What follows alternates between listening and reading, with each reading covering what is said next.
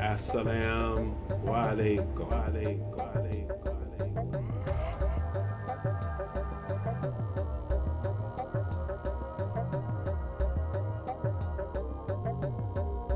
As-Salamu Alaikum. As-Salamu Alaikum. With the name of God, most gracious, most merciful, I greet you with the greetings of peace from Abraham to Muhammad. As-Salamu Alaikum, peace and blessings be upon you. Welcome to another evening of Learning Islam with Masjid As-Sabur, Sacramento. Today we're going to be talking about what's important in life. But as always, we begin Bismillahir-Rahmanir-Rahim with the name of God most gracious. Ashhadu an la ilaha illallah wahdahu la sharika lahu wa ashhadu anna Muhammadan abduhu wa rasuluh. I openly bear witness that there is no God but Allah, and I openly bear witness that Muhammad, to whom the Quran was revealed, is his slave, servant, and apostle. I'd like to make a plug. Masjid As-Sabur, Sacramento is at 4926 15th Avenue in our brand new facility. Please come out and join with us. Jummah prayer is every Friday at 1:30 p.m. New Believers Orientation classes Sundays at 9 a.m. And we also have our Ta'aleems the second, third, and fifth Sundays at 11 a.m. We have our Masjid board meetings at 8:30 a.m. on the fourth Sunday, and we go to Loaves and Fishers at 10 a.m. on the fourth Sunday. So come out and join with us. Let's get busy. Today, I'd like to begin first by openly stating that God is merciful. Now, why am I openly stating that? Because you see, in a lot of the literature about Al-Islam and a lot of the words that we hear about Al-Islam, we don't hear the word mercy very often. Yet, mercy is the most repeated word in our holy book, the Holy Quran. We even begin 113 of the 114 surahs, Bismillahir-Rahmanir-Rahim, with the name of Allah, most merciful and most graciously merciful. And we do that 113 times. Now, why am I emphasizing that? Because you see, when we begin to talk about what's important, one of the big problems of the human being is ego becomes more important than ego should. Now, what do I mean by ego becomes more important than ego should? Ego is where we begin to try and figure out what's important. And we should not. We should look to how God structures things. And you know, the reason that I say that is because when we read Surah 6, Ayat 54, A'udhu billahi minash shaitanir rajim, Bismillahir Rahmanir Rahim. When those come to thee who believe in our signs, say, peace be on you. Your Lord hath inscribed for himself the rule of mercy. Verily, if any of you did evil in ignorance and thereafter repented and amend his conduct, lo, he is oft forgiving, most merciful. Now, look at that word, oft forgiving. All right, now, I'm going to start some mess. How many times does it say God will forgive it? Doesn't put a limit on it, does it? How many times should we who say we emulate God forgive? There isn't a number on it. You know, we in this society like to use that phrase, fool me once, you got me. Fool me twice, my bad. You won't fool me the third time. So we don't give people a lot of opportunities to recover in our sight. We are not all forgiving. And Lord help us when we begin to talk about mercy. Woo! Have you ever heard people talk about people? Man! You know, it's so funny because one of the Islamic scholars had a threefold rule for what you were going to tell it. The first thing he'd ask you when you said you had something to say, he said, "Is it good?" Well, no. The first thing he'd say, is it the truth? Do you know it absolutely to be true? Oh, you heard it from somebody else, so you don't know if it's true. All right, well, then let's continue. Is it negative? Does it say something bad about the person? Oh, yeah, it does. Okay, well, now we're getting a little shakier. And then finally, the third thing is, will it be useful to me to know it? Well, not really, but, I just wanted to tell on somebody. Then I don't need to hear. Think about it if we all put that into practice in our lives. First thing, do you absolutely know it to be true? Oh, I heard it from something. Then you don't know it's true. Second thing, is it negative? If it's negative, then we have a higher standard right there. And then third, how will it be useful? If it's not going to be useful, if it's just negative gossip, what are you supposed to do? Leave it alone. Don't even tell it. If we practice that, half of the newspapers, 3/4 of the television stations, all the reality TV shows would be gone. Because they could not stand up to those standards. But yet in our crazy society, what is the fastest growing segment of the news and TV? Reality TV. That's all a big lie. So let's talk about how we prioritize things in our lives. A philosophy professor once stood before his class. He had some items in front of them. A jar, rocks, pebbles, and sand. So the professor picks up the jar, fills it with rocks. He shows it to the students. Can't get another rock in it. Students say, it's full. Then the professor took the pebbles and poured them in. And they squoze around all of the big rocks. Is it full? Yeah, it's full, man. We got the pebbles and the rock. Then he took the sand and poured it in.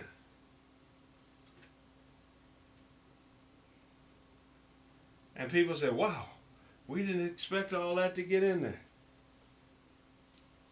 Then the professor said, I want you to recognize this as your life. And they said, what do you mean? He said, the rocks are the important things in your life. Your faith, your belief, your family, your significant other, your health, your children, anything that's so important to you that if you lost it, you would be destroyed. The pebbles are the other things in life that matter. Your house, your car, your job even.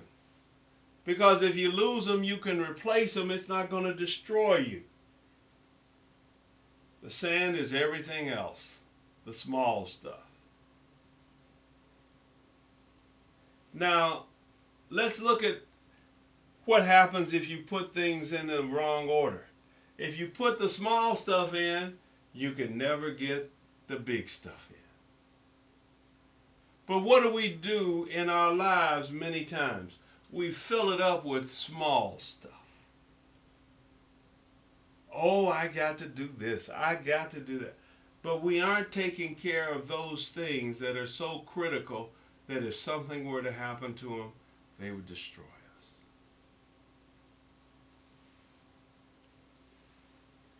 If you spend all of your time and energy on small stuff, small material things, you notice that's the thing that's so funny. Most of the small stuff is material. And here's the thing that's so interesting about material. Man, I got to get a car. I need to get these clothes. I need to get my house fixed up. I need this furniture. I need this silverware. I need this stereo. I need this camera. I need this, that, the other. Okay. Let Allah subhanahu wa ta'ala have your loved one die. Do you remember all of that stuff you bought? Or do you wish that you had spent more time with the ones that you love? Let a debilitating disease come over you so that you are no longer able to move or do anything. Do you remember how nice the camera was and how nice the car was and how all those things you worked so hard to get are worth? Because you can't use them anymore.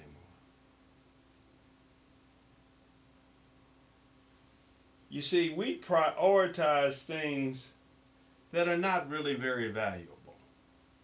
Why do I say they're not valuable? I'll give you a personal example. One time I got an eye infection and I lost the ability to read. Now, for a lot of people that might not seem like a big thing because they don't read anyway. But for me, all my life, I have read books. I just love to read books. You know, all kind of books. And for about 6 weeks, I could not read even a newspaper article. And it struck me how I had been grateful to God for getting a new car, for getting some clothes, for doing this, but I hadn't been grateful for that thing that God gave me that didn't cost a dime, the ability to see. And I still remember the first time I went into the ophthalmologist's office. Didn't nobody want to touch me because my eyes looked so bad. I was scaled up every kind of way. The doctor looked at me and said, "Ooh, that looks bad. Let me get some gloves." But God blessed me. He diagnosed it, and inside of 3 weeks I was healed.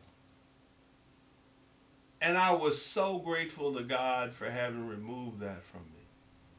And it made me realize that I can buy stuff, but I can never fix what God gave me for free. If I couldn't walk, how much would I pay to be able to walk? If I couldn't eat, how much would I pay to have the ability to eat? If I couldn't hear, how much would I pay to have the ability to hear? Yet all of these things God gives us for free. And then that greatest gift, consciousness and the ability to think. If you can't think, you don't even know what you don't know. And God gave us that for free. But we fill up our lives with small stuff. We don't remember that our relationship with God, our relationship with our families, our relationship with our community, our relationship with our significant others is so much more important than anything we can buy with money. Now, you got to remember, we have a society that is structured to confuse us. We watch the TV shows, and they're all about what you gonna give me today, baby. And it's all the bling. It's nothing real. What do I mean by nothing real? I mean that if you didn't have a diamond brooch, you would live just as good anyway. Whereas if you didn't have your hand, you wouldn't. Whereas if you didn't have the ability to feel, you wouldn't. Whereas if you didn't have the ability to see, you wouldn't. Whereas if you didn't have the ability to smell, you wouldn't. And all these things, we look at the bling as more important than those things that we are given for free by God. Mm, mm, mm. Shows you our society's kind of screwed up, doesn't it? You know, America is the only country in the world that pioneered advertising. What did advertising do? Initially, when man started off, we had a concept called economics.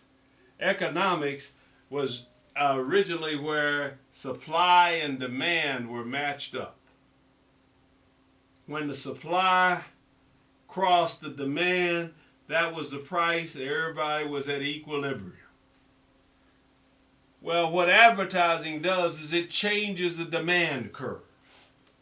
In other words, your demand curve may be down here without advertising, but when you get advertising, it goes up. What happens when it goes up? You're willing to pay more for less. Oh, what does that do? Increase profits. Hallelujah, glory. And we have to understand that. But it also screws up our perception of values. Because as we get our perception of values shaped by someone who is interested only in increasing our demand for goods we don't need, we forget what is important. Are we filling up our lives with small stuff and forgetting the big stuff? Let us not forget the big stuff. Because you see, if we put in the big stuff first, we can fit in everything else. But if we don't put in the big stuff first, if we don't prioritize those things that are most critical to a human society growing and developing, we end up with what we're starting to end up with now. In our lives, family should be one of the most important things. Faith should be one of the most important things. Truth and honesty should be one of the most important things. When we put those things first, one, our whole family structure improves. Because now people are going to be held accountable for what they do.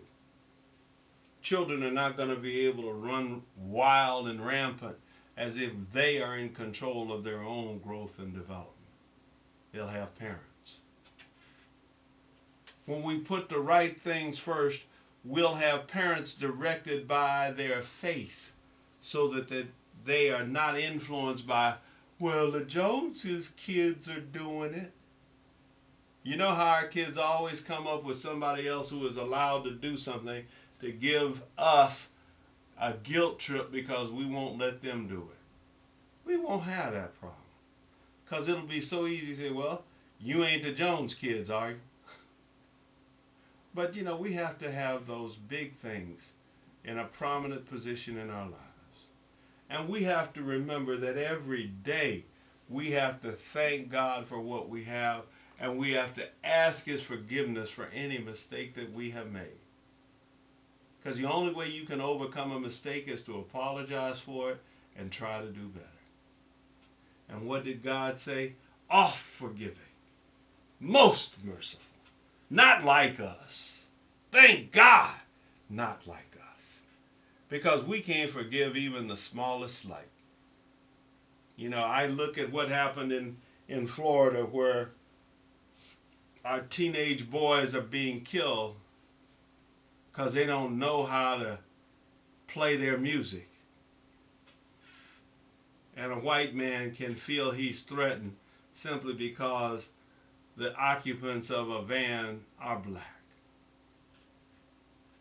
And then there can be a jury saying, well, it was threatening, it was a black boy. You know how them black boys are. And we think that racism is dead. We have to understand that if anything is going to change, we have to change ourselves. If anything is going to be benefited, we have to take the accountability and the responsibility to make it happen through our actions and activities. God blessed us with the capacity to make change. Let's not forget it. We changed ourselves to get to where we are. Every day we have the opportunity to make a new change to get where we want to go. Let us not be satisfied. Let us not be complacent. And let us not be lazy. God has blessed us with too much opportunity for us to let it all fall down. You know, people look back on the civil rights movement. You know what the civil rights movement represents to me? The civil rights movement represents to me human beings who simply said, we shall not let this crazy world's perception shape us. We won that battle and are now losing the war. Why do I say we are losing the war? Because now our children have forgotten the battle. Even many of our adults have forgotten the battle. As we look back on what happened during the civil rights era, people gave up position and wealth and put themselves in danger for the benefit of the society. What do we have today? Well, man, I can't have a Maybach. I don't know if I want to drive anything.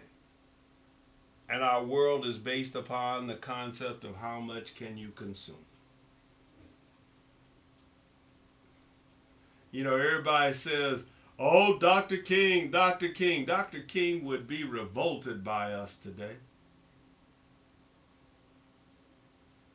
I fear what he would say about the degeneration in our societies. We had people fighting and dying to go to university, and now we have fewer young African American men in university than ever before. Where are they going? They're going to jail. They're going to the corner. They're going to hang out, to pimp, to try and be a player, to try and be a rapper. Our path to success requires education. Our path to success requires discipline. Think about it today. How many of our kids, if you asked them to sit at a lunch counter and had somebody cuss them out, spit on them, and throw water on them, would not be arrested for murder? And that's just what happened to help get us to this point. People were able to tolerate that without reacting, and that transformed the society. Violence destroys society, but a peaceful demonstration can change a society because it changes the minds of those who participate in it. Let us make the things in our life a priority that really are a priority. Your faith, your family, your community, and all of the blessings that God gave you at birth. Every day, thank Him for those. Every day, remember how important it is that you thank Him. Because without those blessings, you wouldn't be the person you are. The other thing I want to remind everyone, what are you doing for others? That's our theme for this year. What are you doing for others? You know, we have people come to us who are depressed, downhearted, and in a spin. Get your butt up, go out and help somebody else. You will always find somebody who is in worse shape than you. And when you see the shape that they are in, it will make you glad for the shape you are in. But you can help their condition be improved, and God will help your condition be improved. Second thing we want to remind everyone, be forgiving and merciful with each other. You know, Muslims condemning Christians and Jews condemning Muslims and Christians, and we just fighting all over the place. God created us all and said, strive together as in a race towards all that is good. Which means what? Who's doing the most good in this society? If your religious group is doing good, alhamdulillah, praises be to your group for what they are doing. If our Muslim group is sitting around ranting and raving and not doing jack, criticize us, because that is not what we are about. How can we help the whole society do better? So please come out and join with us. Every Friday, 1:30 p.m., 4926 15th Avenue. Every fourth Sunday, 8:30 a.m., 9 a.m. every Sunday at the Masjid for New Believers Orientation. Welcome to our new building. We thank you again for spending a half hour with Masjid As-Sabur for learning Islam. Our website, www.masjidassabur.org. Again, I'd like to close as I open with all of the greetings from all of the prophets, from Abraham to Muhammad. As-salamu alaykum.